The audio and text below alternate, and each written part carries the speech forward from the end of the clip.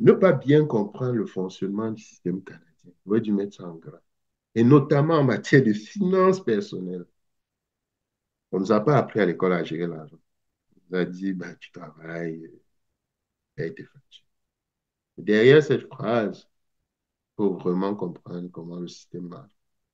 Je parlais du syndrome du sauveur. Ça vient bousiller tout ça. Ça bousille votre code de crédit. Ça bousille. Et les gens, ça prend 5, 10 ans à se refaire une santé financière. Dans ces pays occidentaux, je pense en France aussi, il y a toujours une histoire de notation de crédit, vos habitudes de consommation. Vous prenez une marge de crédit, vous prenez une carte de crédit, vous envoyez un, je ne dis pas qu'il ne faut pas le faire, un oncle acheter un terrain et que le gars s'en met plein les poches. Ben, la banque ne connaît pas l'oncle au village, il vous connaît, vous, d'accord? Et que il t'explique, oui, ben là, j'ai envoyé le banquier, lui, il ne comprend pas ça. Donne mon argent, d'accord? Alors, si vous commencez à avoir des retards de paiement, ben, mon cher, euh, ils envoient dans le système de notation. Et là, quand on interroge ton crédit, c'est pourri. Même 10 dollars, tu ne peux pas avoir parce que tu as bousillé ton crédit. Ça aussi, on est. Et c'est là où il faut un mélange de tout.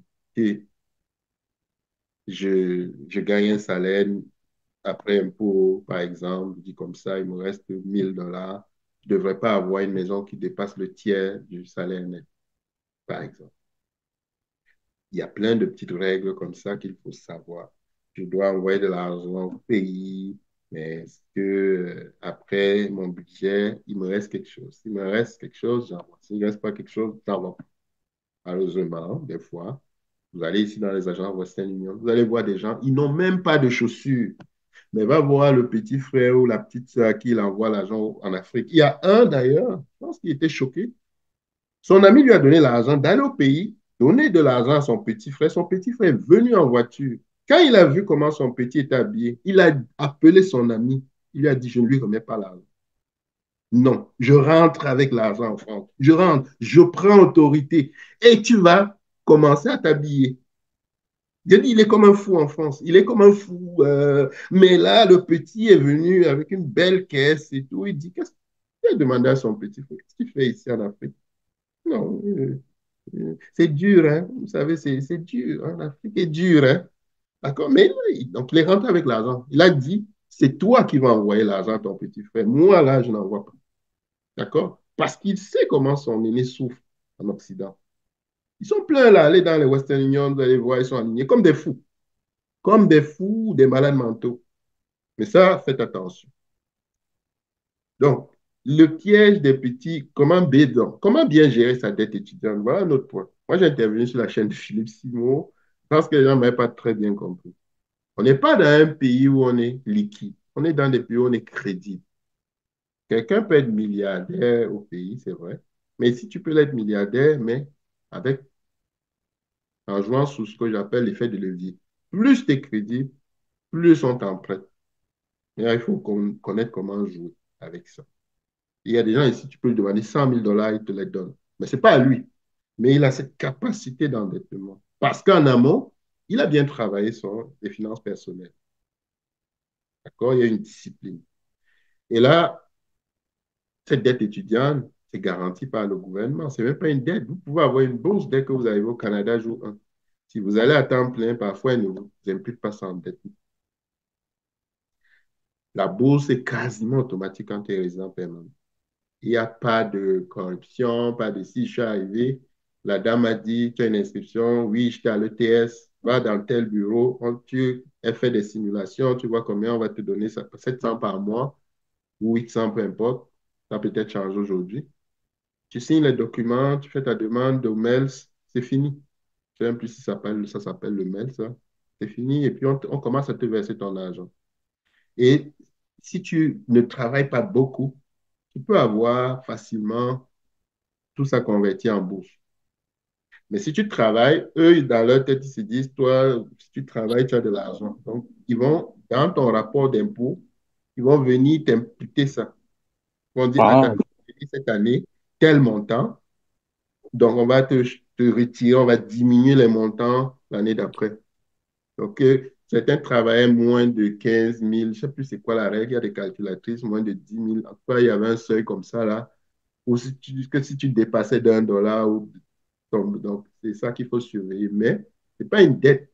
Et même si c'était une dette, moi, ils m'ont payé, moi, je finis mes études d'ingénieur à 30 000 dollars, mais c'est rien comparé au salaire que j'ai eu, aux opportunités que j'ai eues. Et de toute façon, mes parents n'auraient pas pu me payer ça. Donc, j'ai rien à perdre. J'ai absolument rien à perdre. C'est comme si on dit à quelqu'un, tu vas aller à Harvard. Il dit non, c'est la dette, non, c'est machin. Est-ce que tu peux alors payer Harvard de tes poches? Non, il faut arrêter ça. Donc, on a aussi ce rapport au crédit là. Dans nos pays, on est tellement liquide que. Mais il y a des mauvaises dettes.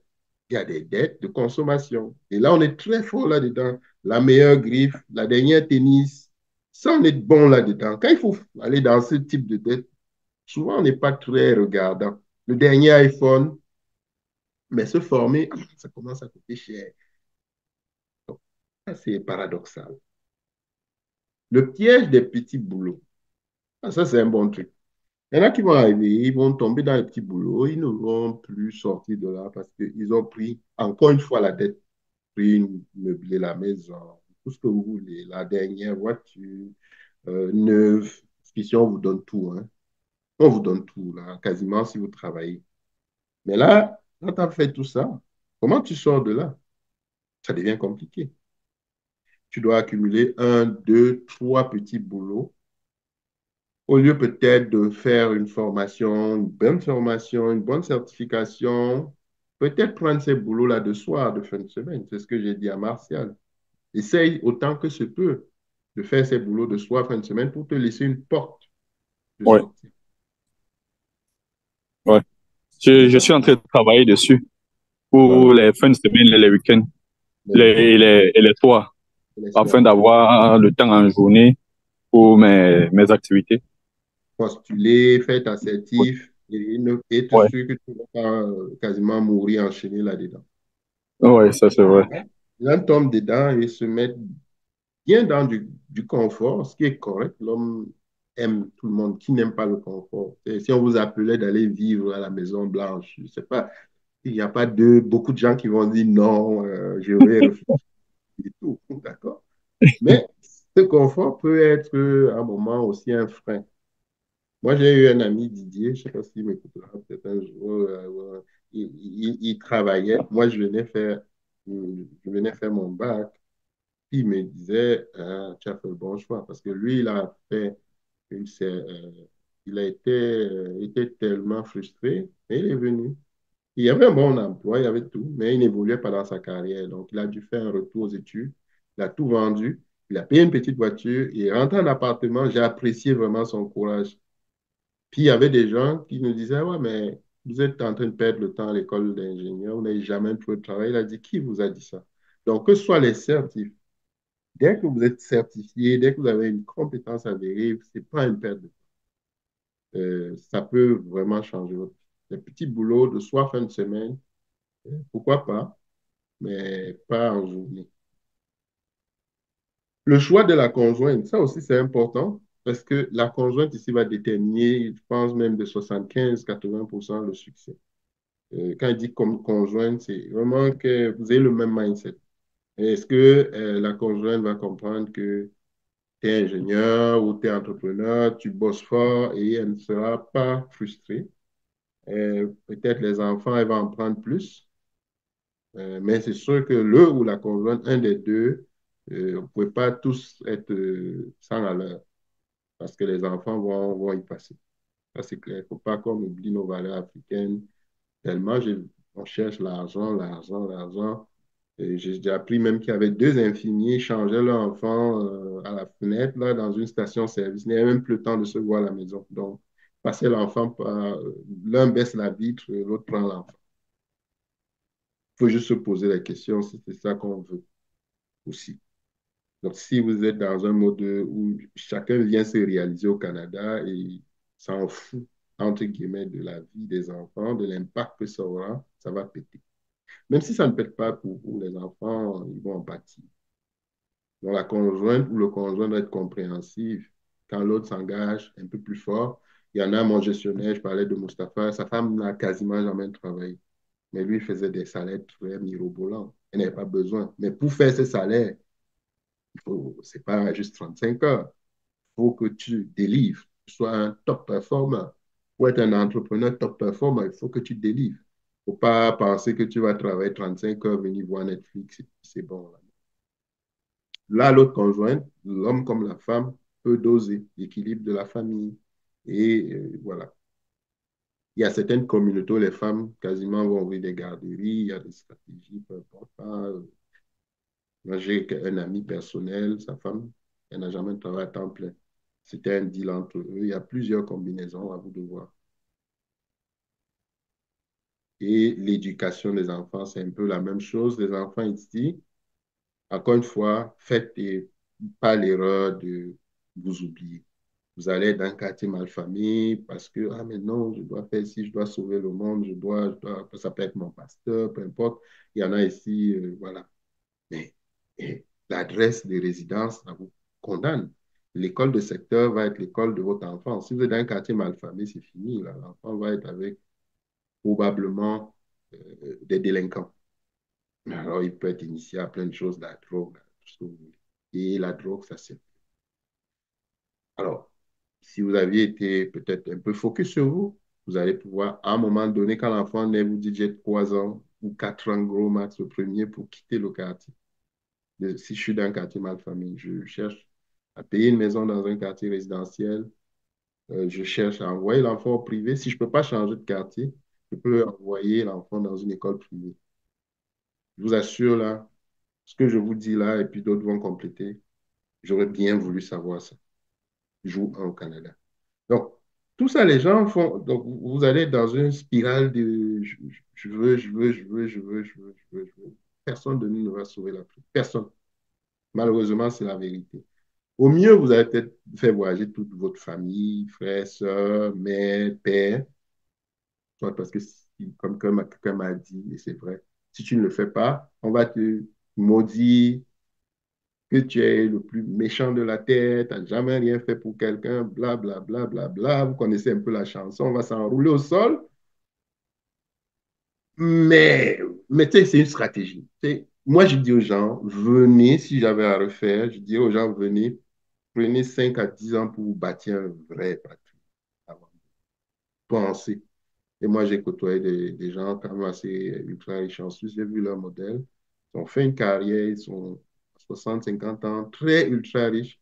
Ils prennent une fondation. Il dit, moi, la fondation Freddy, c'est pour les orphelins. J'ai tellement d'argent que j'ai aucun impact de dire qu'un de mes blocs.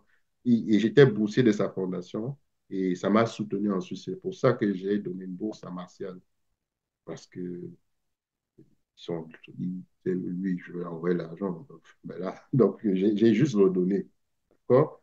Mais pour arriver à ce stade, il faut vous bâtir un patrimoine. Ça peut prendre 5 à 10 ans, il ne pas d'attendre 60 ans. Là. Vous bâtissez un vrai patrimoine et à partir de là, vous pouvez aider les gens. Parce que ce qui se passe, c'est que si vous faites l'inverse, ça se peut que ce soit ces gens qui viennent et qui se moquent de vous, qui vous disent, alors, qu'est-ce que tu as fait pendant 20 ans? OK? Qu'est-ce que tu faisais? Donc, l'être humain ayant la mémoire courte va pas se dire que hier, là, tu as payé son billet d'avion, son passeport, fait le visa, envoyé la lettre d'invitation. Non, non. Si vous avez cette reconnaissance, je vous le souhaite, vous touchez du doigt. Mais il ne faudrait pas que ce soit un regret de dire je me serais privilégié.